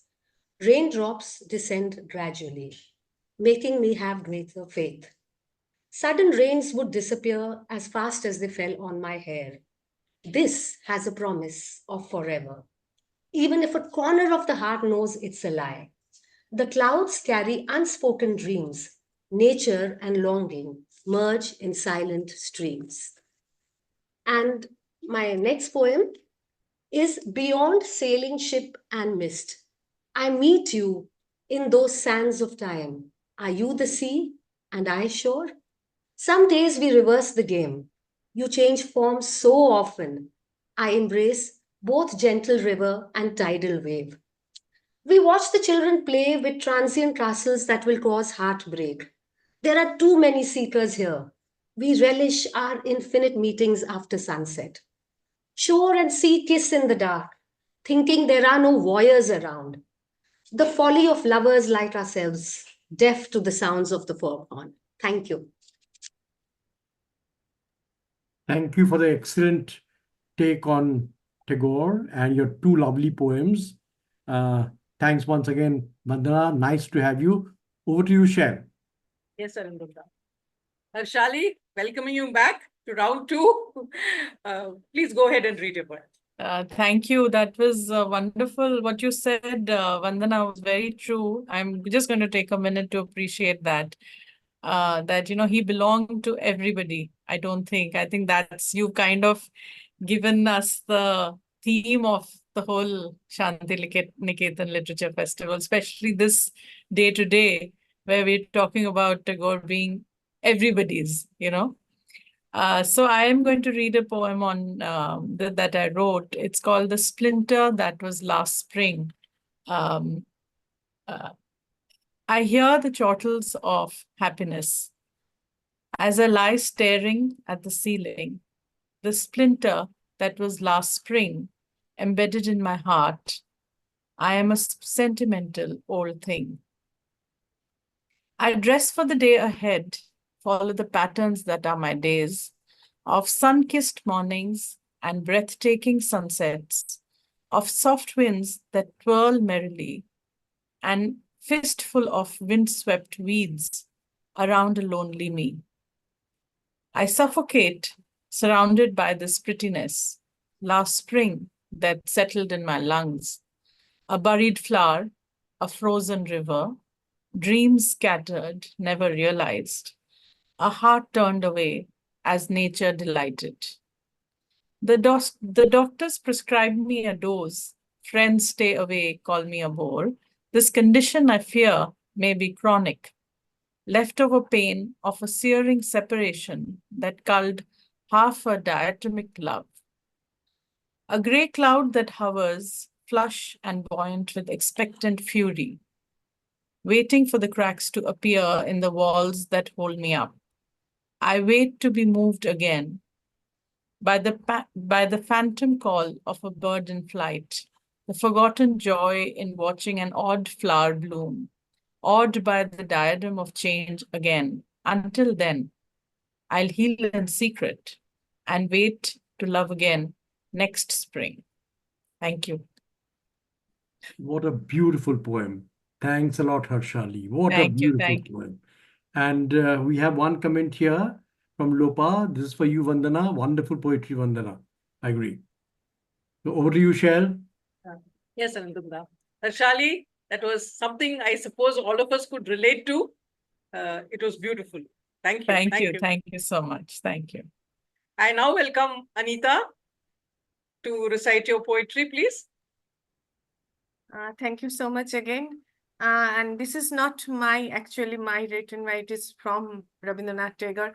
I told Arindam that Arindam I will recite some Bengali poem of Rabindranath Tagore. So this is the poem Sri Bijay Lakhi, which he wrote from when he come from the Bali and Java and those places. So I just recite one para from this poem.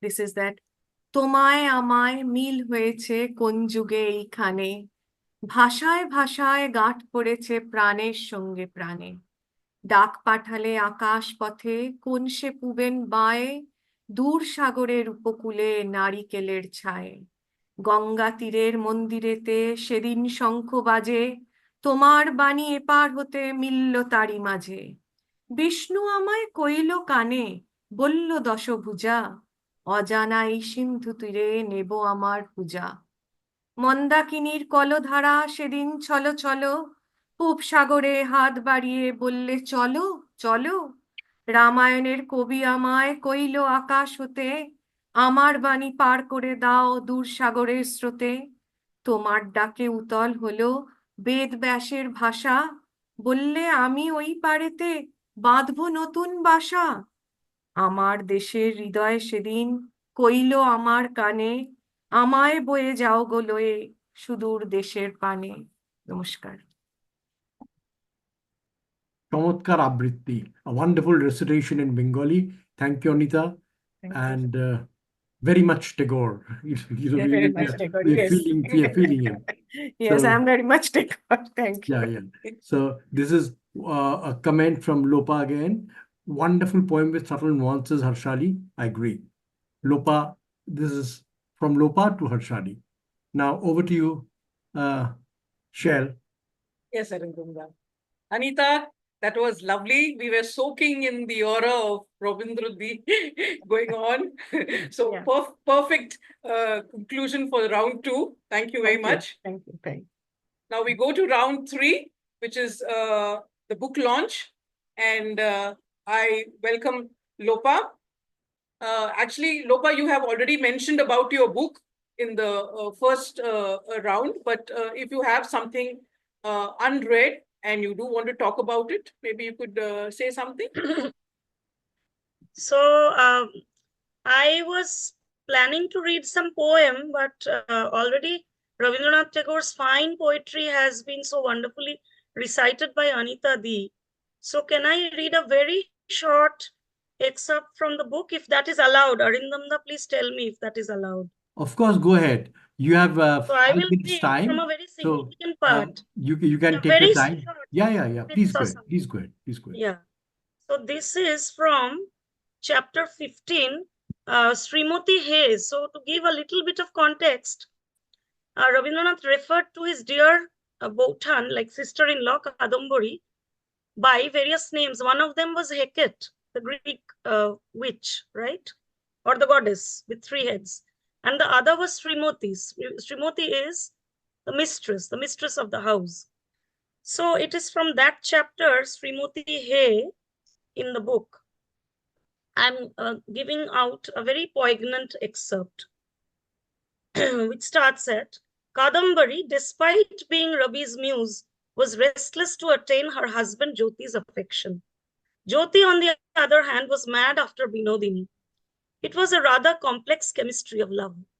Jyoti wondered at times, was Binodini the femme fatale of his life?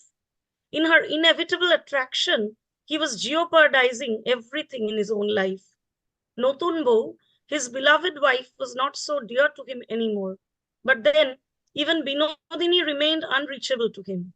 And how would he save Kadambari, who was destroying herself bit by bit every day? Robi, on his part, understood both Jyoti and Kadambari. To his Jyoti Dada, Binodini was both the goddess and the muse now. He was mad for this woman ever since his play Sarojini was staged. But in Robi's young, blossoming heart, Notun Bautan was his muse. Like the splendor of the moonlit night, like the fragrance of Konok Chapa flowers, she lingered in his imagination, drowning in a pool of tears, an emblem of pathos forever. Drowned in the thoughts of this beloved woman, he kept on composing one poem after the other. The long poem, Broken Heart, composed by Robi, was almost complete now. The first part was penned before Robi embarked on his journey to England. And I will end with a very poignant conversation. I'm skipping a few lines and then the conversation with Kadambari. Robi was startled at the words. Somebody seemed to whisper in the winds, go away from here, the old, the forsaken, which is, in Bengali, it is, hetha noy, jao puraton. Who was that? Who? No, goddess Hecate, don't you really understand whom I intend to dedicate this book to, at whose lotus feet I would like to offer it? Ravi said in a mysterious poetic gesture, my broken heart I offer at your feet. Let the stream of blood from my bruised heart color your feet, my goddess. So this is the short poem he dedicated to Kadambari, which is originally in Bengali. Thank you very much. A very evocative presentation. So if Thank anyone you. has any question or suggestion or comment about the book Yes. or would like to know anything, so I please go ahead. unmuted myself immediately. I look forward to reading the book, Lopa. I am sure it's going to. I've always liked Jora Sanko and the second book that was written, both of them. And it really, I think your book is going to add, more layers to what we already know, as you were saying that you've kind of tried to keep to the facts as actually that happened there. So I really look forward to reading the book. But tell me, translation is a very different thing than actually writing the book yourself. Yes. So how do you keep Yes. the spirit of the author, the original author's voice alive when you are translating from one vernacular to the English language? Because sometimes there are times when I'm reading in Hindi and I'm struggling to find words in English that explain the same feeling of an Urdu word or a Hindi word, which somehow I feel English language doesn't, match up to that kind of, the feeling that is, evoked through a Yes. certain, the vernacular has such power in its pronunciation and the way you would kind of express yourself. And yet we write in English. So how did you bridge that gap? Did you find it challenging there, or was it very Yes, smooth? definitely it was a challenge, but I have been doing translation since I have known you, like 2016, my first translation came out. Ever since, it's kind of a very cerebral exercise Okay. where you take the essence of the particulars of the vernacular, not only the language, but how you transcribe the culture into the global language English. For that, there is no easy answer. So you will take multiple drafts and redrafts where you actually and in this book it was particularly a challenge because the language was vintage. It has to remember it belongs to the whole thing was a period piece. So the language, the nuances, the behavior, the body language, everything that is depicted in the book is vintage. So to keep that aura and still to remain to still to bring the global essence in some way, it was really a challenge. I cannot talk about how well I did it. It's for the readers to decide. Once you read the book, people have told me that I have done a fairly good job of it. But I will tell that with every book of translation, I kind of graduate to a new level. And still there are layers to unfold. Since I write my own original works of fiction and non-fiction and also poetry, that maybe helps to a certain extent to express myself. So what I tried to do was not the verbal translation, but to recreate the nuances of the emotions of the characters. In doing that, I had to take some creative liberties. But in the book particularly, I rechecked it with two very important scholars. One was Dr. Shangjukta Dasgupta, who was the person who actually, I would do gross injustice if I don't mention the name. She was the person who first inspired me to write the book, because she was another official translator of Mollikadi. And another sentimental reason was that Mollikadi is no more. This book is kind of her last works, and such a seminal work at that, because she researches and goes into so many layers. So I took upon this challenging task to recreate the book in English so that the global readers in whatever language, English is the international language, right? So I would get to know not only the nuances of the characters, but how they are historically situated in the correct context, and what metaphorical and physical truths, both of that combine the huge canvas of the book. And that was a challenge. So trust me, I did draft after draft and still I'm not satisfied. So it's up to the readers how they will find it all, that how it matters to them, how it the truths which have come out from the book, how it resonates with them, therein lies the success of the book. And I cannot talk much because it's my baby, right? So Yeah, I now think my it's baby is, so now you tell me. Unmuted Yeah. myself. So I have your book right here, Lopa. I know, you are like, it's so nice of And you. I'm So looking forward to reading it. I'm so looking forward, especially after today's discussion. thank you so much. It might be my last book of this kind, because this kind of a book I cannot write every year. It took so much of hard toil. So it might be the last of this kind, but I've tried to give a tribute. But I this just book seems like your passion project. You are so engrossed in it and completely immersed in it. I'm I'm still sure thinking of that era. I'm still in the skin of Kadambari. I still Yeah. cannot come out of it. That's the best. So That's how the best work comes out, I feel. And I really look forward to one reading year the has book. already passed, Yeah. but I I still can cannot. vouch for it, Harshali. I have read till about uh, till chapter 8, a part of chapter 8, when I had to sort of Oh, you close have it. read so much of it. Yeah, Oh, yeah. wow, that's great. Yeah, but yeah, not even half the book. So what you have done is you have wonderfully transcreated the work in Bengali, and you have been very honest to the cultural, socio-cultural ethos of the time. So Thank you. that's commendable. Of course, Thank you nothing is so much. perfect. No writing is perfect, because Yeah, if it was perfect, then we will be gods. We are not gods, right? exactly. So that's very an amazing book. And immediately after our online thing finishes and we are slightly more, free, I again intend to I'm go back sorry to I reading got it. a little carried away. I should have talked about other things, but then this book was No, no, it's okay. at the It's okay. forefront of my That's okay. mind. But pardon me for that. No, no, perfectly all right. That's Perfectly all Yeah. right. Over to yes. you, Shail.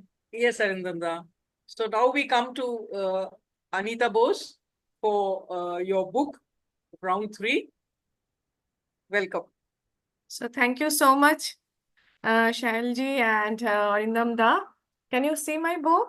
Yes, Yeah, yes. this is the Patachitra of Orissa Mhm. and how it is connected with Jagannath, Lord Jagannath, because we all are fond of Lord Jagannath. So I also made a presentation of that. So I think that is very good to tell all of you that how it is came and why it is that. Because all of us know about Lord Jagannath, and maybe we are, especially for the Bengalis, that for Bengali people, we are often travel Puri, the Orissa, so see the visit to Lord Jagannath. But as I started, this is also from my family, and we went many times, but I never knew 2 times I don't get darshan of Prabhu Jagannath. So that was the time I came to know that there is something very unique in the Lord Jagannath Puri temple. So what happened, and I know that you all know about the Snan Jatra, the very auspicious special program before the Chariot Festival, the 15 days before Chariot Festival. And that time, Lord Jagannath was outside he came out from the temple, and I believe this is a very unique thing in whole world, that very few god and goddess came out from his sanctum and gave darshan to all of them. So Ratha Jatra Puri is very famous all over the world, and now for the different organization, they arrange the Ratha Jatra of the different part of the world. But who was there inside the temple? Because Jagannath Mandir is not a temple of the, that ASI or archaeological sites or like a museum. It is a living temple of India. And it is every day there are so much pujas and bhog nivedan and all those. So it was a question come to my mind that who was there in that 15 days gap, because Lord Jagannath is not there, and even our governor also cannot take a chance to see the murti in that 15 days. So then I came to know a story and a village, which village is in the Raghurajpur. The village is far from the main Puri place. It is 11 kilometers away, and there the people of that village, they made this Anashara Patti. Anashara or Abashara Patti. Patti means a patta. What is the Pattachitra? Patta is a Sanskrit word of cloth. and chitra is the painting on that cloth. So this is the handmade painting. All the colors are handmade. And this Balaram, Subhadra and Jagannath, every year in this 15 days gap, they worshipped inside the temple. So this is a beautiful village, and you know that India is full with the different type of art, different type of traditional art and culture. And this is known as the Orissa Patachitra, because Bengal have a very significant Patachitra that is known as the Kalighat pot. But Kalighat pot is not so auspicious like that, and it is not worshipping in a temple. But in a whole world, if you go to the scroll art history, this is the original one. This is the Patachitra of Orissa, because there is a Madhubani painting, which is very traditional painting of Bihar. This is the Tanjore from the South India. But one line of Swami Vivekananda has moved me, and I try to find out my culture and heritage, because when Sister Nivedita asked him that how can I help to the how can I serve to my guru, and he said that in India there are a lot of Mani Manikko, I mean the Jawaharat Mani Manikko, there are diamonds are scattered all over the India. So if you can find that jewelry, jewels, and then do pratishtha karo. He said that if you have that passion that you lost your son and you can find out your son, so it is the thing which is scattered all over India, our culture and heritage. So Nivedita was one of the main person who this line is changed my life. And then I went this village, I don't knew about it. It is also suggested one of the monk from Ramakrishna Mission that you are an artist, you have to go that village. And that day I see this is all at the villager's house. This is the art village. All the villagers are artists. Their only occupation is the art. And this is the Bhuashini Devi, the main Devi is there, and contribution of American lady. He came and he know about the story of this beautiful art. And I am go very fast. So I at first I went as an artist, you know. So I learned Patachitra. So I can do the Patachitra.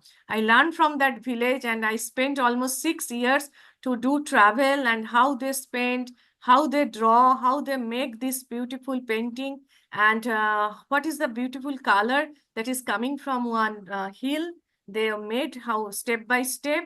And so this is the whole thing that my book is basically that how it is happened, what is the story behind that, who did that thing, and how it is important for the temples, that who is the, we often say that the title of the Orissa people, Maharana, Mahapatra and Das, so they are actually service to some made Jagannath Pat, some made Balabhadra Pata, some made Subhadra Pata. So this is the Jagannath temple of Puri is like a very high management system. They have everything separately done by that who will do what. And there are a lot of different type of Patachitra art.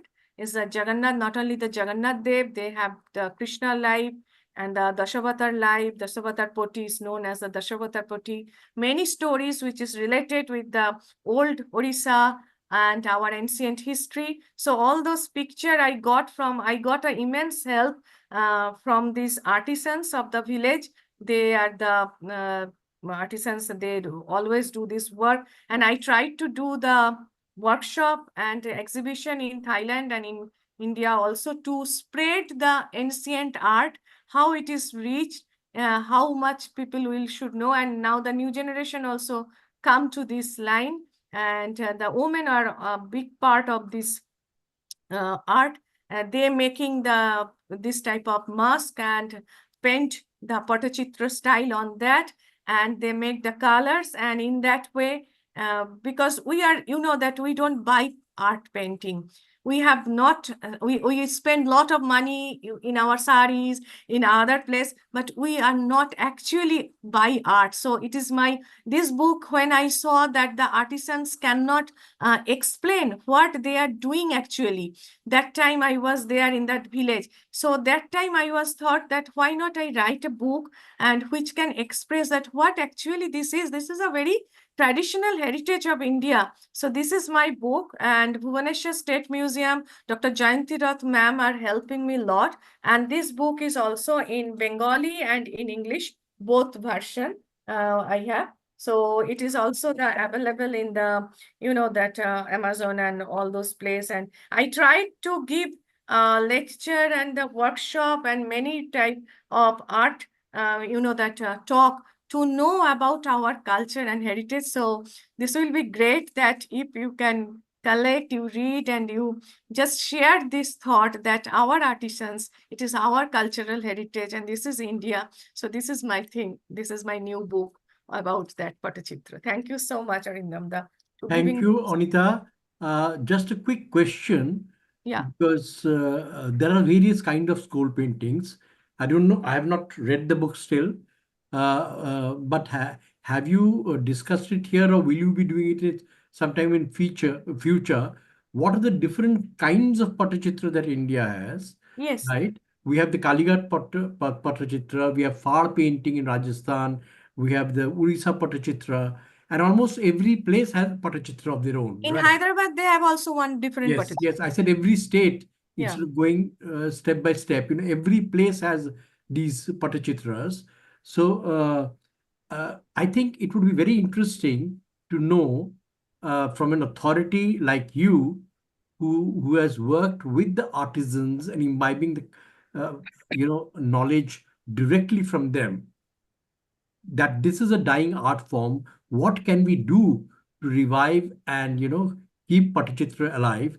And listening to you, I've just taken a decision that in 2 years from now we will involve ourselves in promoting art, Patachitra, and Thank you everything. so much. And we would ask you to come here, and we'll help monetize, and we'll ask the craftsmen to come to us. And one thing that I would do would be different from others is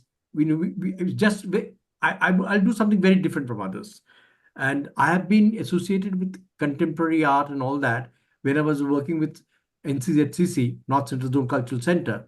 And there I brought out a magazine. So Times of India brought out a coffee table book where on Uttar Pradesh, and this entire section on art, dance, music, all that was given to yours truly. So I had to do research and write on those.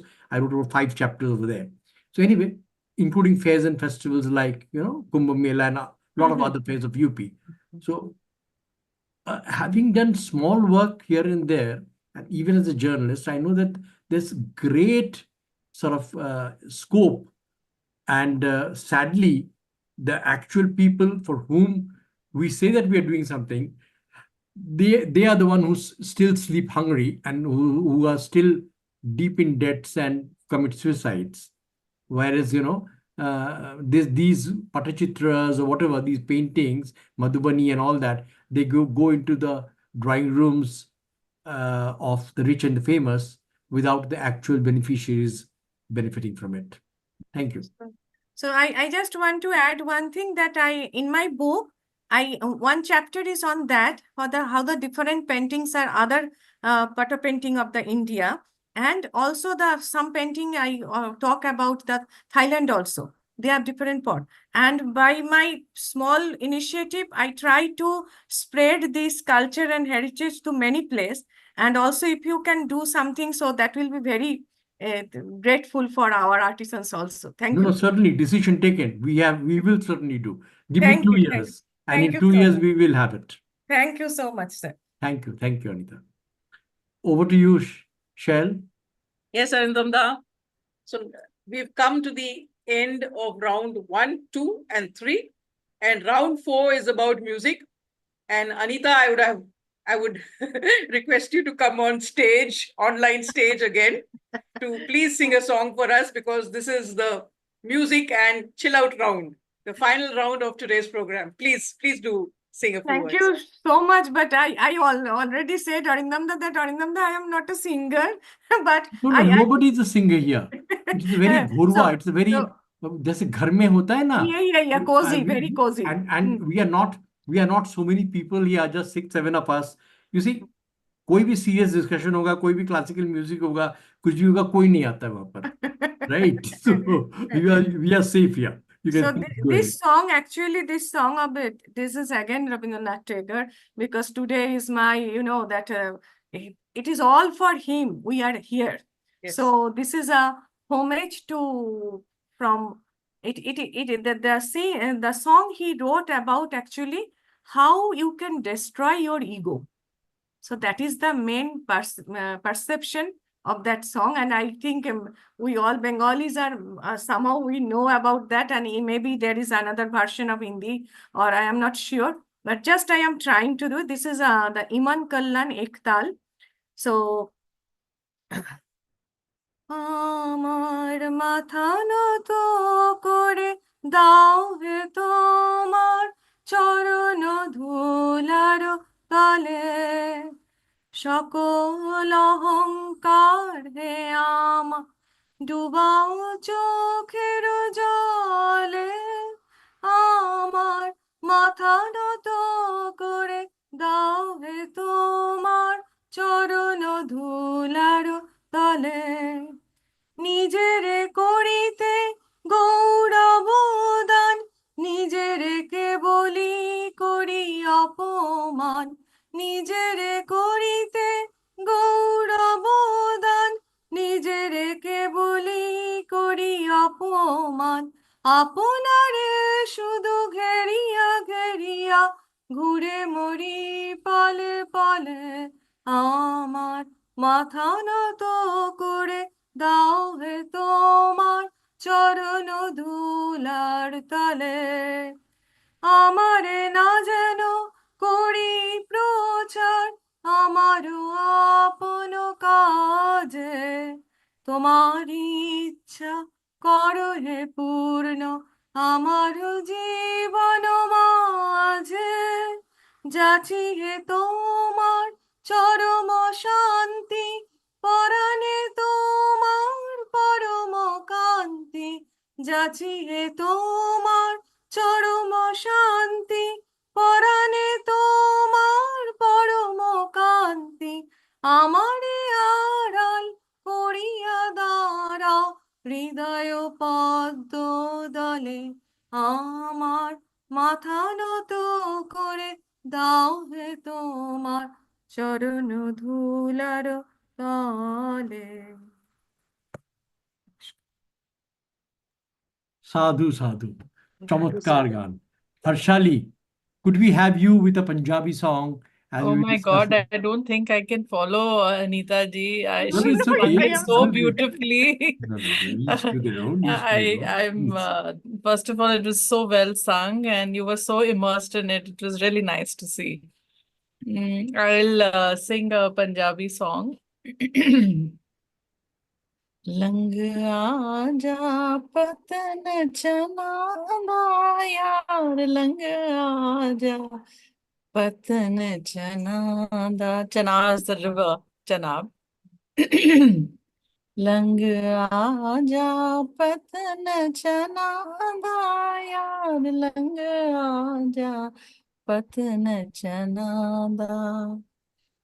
मेरे काग बने रे बोलिया मेरा सुतड़ी दादिया डोलिया हाय ना कोई हंसे आते ना कोई बोलिया ना कोई हंसे आते ना कोई बोलिया यार लंग आजा पतन चना दा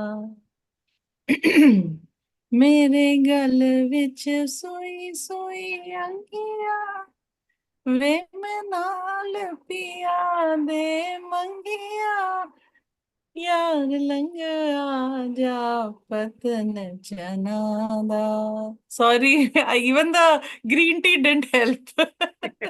Excellent, No, excellent. it's And बहुत I beautiful. सुंदर है बहुत I सुंदर agree with Lopa when she writes beautiful singing, Harshali. Yes, I Yes, agree. but my voice is like literally breaking apart. बहुत सुंदर लगा सुनने में बहुत Thank अच्छा you लगा. so really really much. very nice We Thank enjoyed you, it. thank We you. enjoyed it.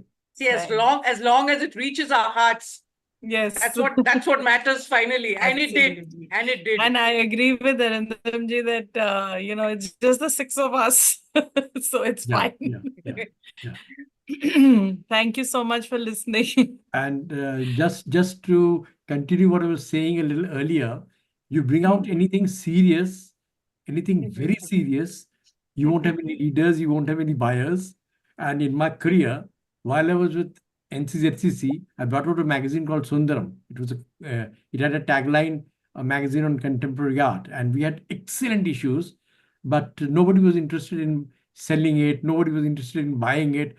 But still, on one of the many occasions when I was vacationing with my family, I was with Ruma, and my son was very young, and we were traveling between Delhi and Jaipur. A family came, and I was amazed to see that they had a copy of Sundaram, right? And when that gentleman just asked me, "Are you the same Arindam Roy ji जो इसमें लिख रहे हैं?" मैंने कहा जी हाँ मैं ही हूँ. तो and almost the entire night we didn't sleep. The two of us at least we didn't. And the reach was I'm sure. so immense. Serious चीज कब कहाँ कैसे पहुंच जाए ये हम लोग को कुछ नहीं पता होता है. But therefore I ardently believe चाहे 6 हो चाहे 600 हो चाहे 6000 हो, we should keep on doing our work. Agreed, absolutely. Definitely. Yeah. Yes, over to you, Chad. Yeah. So Arindam Da and all the lovely, distinguished writers, poets, bards, if I may say, we've come to the end, almost to the end of this program. It has been an utter delight having you here on this online festival, and hearing different things we did not know has been great. So thank you for coming to this event and making it a festival, right? So I now ask Arindam Da to kindly give the vote of thanks. Thank you, Shell. But before I come to the vote of thanks, there's a wonderful little comment by Vandana Kumar. Honestly, Vandana, I didn't know that you weren't a Bengali. Every time I spoke with her, it was in Bangla. So this is so beautiful. So Thank you. She writes such sweetness in that Punjabi song, Vadiya, Harshali. Yes. Thank you so Agree. much. Thank you, Vandana. And before Arindamji gives the vote of thanks, I'd like to thank Shell as well. She's conducted it so well and seamlessly. It was a Absolutely. pleasure. Yes, absolutely. It was a pleasure to be part of this. Thank you so much. Thank you. Thank you. Thank very you. much. Thank you, everyone. Thank you very much. This brings us to the close of the session, today's session. We are almost at the end of SLF online meet also. Maybe 2 or 3 meets would remain after this. So I begin by thanking our chief guest, Dr. Harshali Singh, Dr. Anita Bose, Vandana Kumar, Lopa Banerjee. Interestingly, we had 2 book launches today, and we have had bigger sessions with many people with no book launches or just 1 book launch. So this is very interesting. So it is not the size that matters, it's the quality of what you And in fact, it was very intimate. It was very intimate. Yes. The connection one something could that we feel. used to call baitaki. We had baitaki for the music also, right? So it is very much a baitaki, and it really was wonderful to have each one of you. And Dr. Harshali, you amazed us with the immense research and the very unknown facts and rare gems that you brought out, the interconnectedness between Punjab and Bengal. We will speak about it some other time, because somewhere I was reading, without going off the mark, just one sentence. I'm kind of taking a detour. Somebody said that it was English, the Britishers' kind of ploy, to break the back of Punjab and Bengal. And the 2 industries that they wanted to kill forever, even when they were leaving. We know what all they did while they were here, was the jute industry in Bengal, where jute was grown in East Bengal and processed in Calcutta. You have all the jute mills in Kolkata, right? And in Punjab, it was just the other way around. Okay. So here it was the cotton industry that they attacked. So these were very deep-rooted ploy of theirs, which I, as a journalist, came to know at some point. But we cannot do what we cannot undo what has been done, but we can again, bring stop politicians and others. By politicians, I mean politicians of all parties. वो कोई अपना नहीं होगा. Even if he was my father, if he was a politician, he would do the same thing. Or my son would do the same thing, or I would do the same thing. So वो compulsion है, हमें करना पड़ेगा. So there, उनकी दुकानदारी तभी चलेगी when you and I are at, daggers drawn, or we are at each other's throat. तो ये सोशल इंजीनियरिंग हमारे देश में बहुत पहले से चल रहा है, बहुत प्राचीन काल से चल रहा है. हमने वर्ड्स अभी कॉइन किए हैं, but this has been on for a very great time. So thanks, Harshali, for that wonderful paper of yours.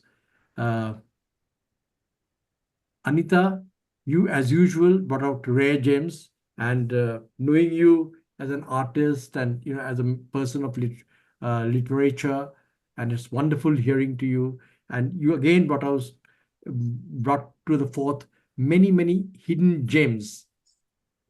Something that connected your talk and Harshali's was that both of you brought out very hidden gems from somewhere deep within and enlightened us, illuminated us. Lopa, I have read a part of your book and I intend to finish it off. And whenever I do, I'll let you know. But, something or the other has kept me away from it.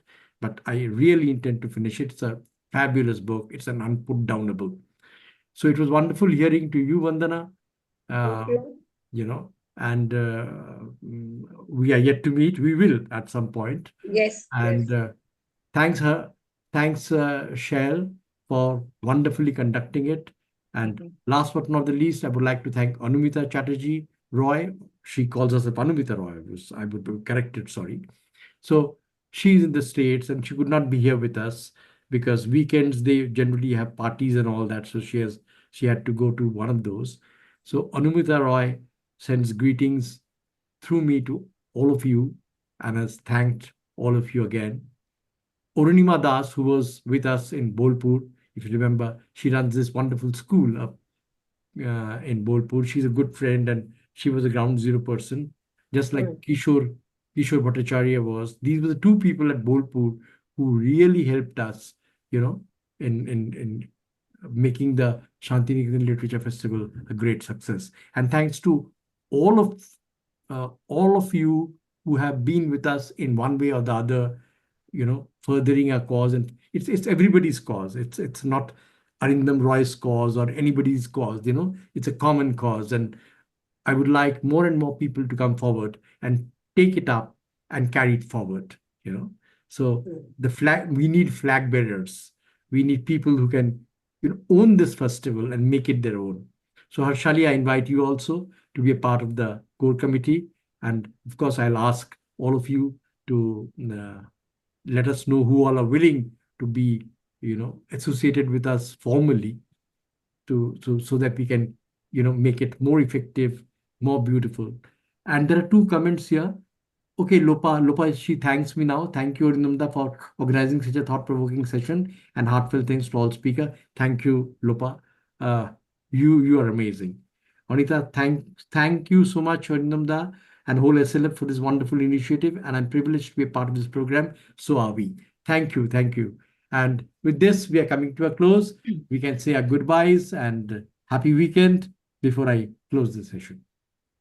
Thank you. Thank you. Thank you. Bye. And Thank Arindamji, can I just say that it's a resounding yes from my end. Please consider me part of the family again. Of course, you are And always a I- part of the family. You are Yes. never away from us, Yes, And so you have I'm been very much with us in almost all our anthologies also. Absolutely, absolutely. And I consider myself very much a part of the family and part of the core team now that you've asked me to be. I am very much happy to be part. So that's a Wonderful. resounding yes Yeah, from yeah. my end. It's such Thank an you honor so to much have for you with having us. me. Thank you so much. Thank you. Bye. With this, Bye-bye. I'm closing the Bye. session. And thank you, each one of you, all over again. Thank you so much, Arindamda. And it's a nice meet to all of you. Vandana ji, Lopa, Thank you, Anita ji. Dr. Harshali ji and Shail ji. It's a Thank nice you, meeting to Anita all ji. of you. Thank And you. in future, Thank we you. should do something more. But Yeah, we will. Yes, yes. Arindamda said, and maybe let's see how much jewel we can find out. Sure. Yeah.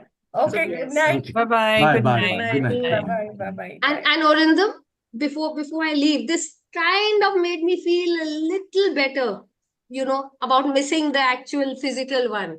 But of course, no substitute. Okay, bye then. Bye Yeah, everyone. Bye. Bye, bye, bye. Sadhu, sadhu.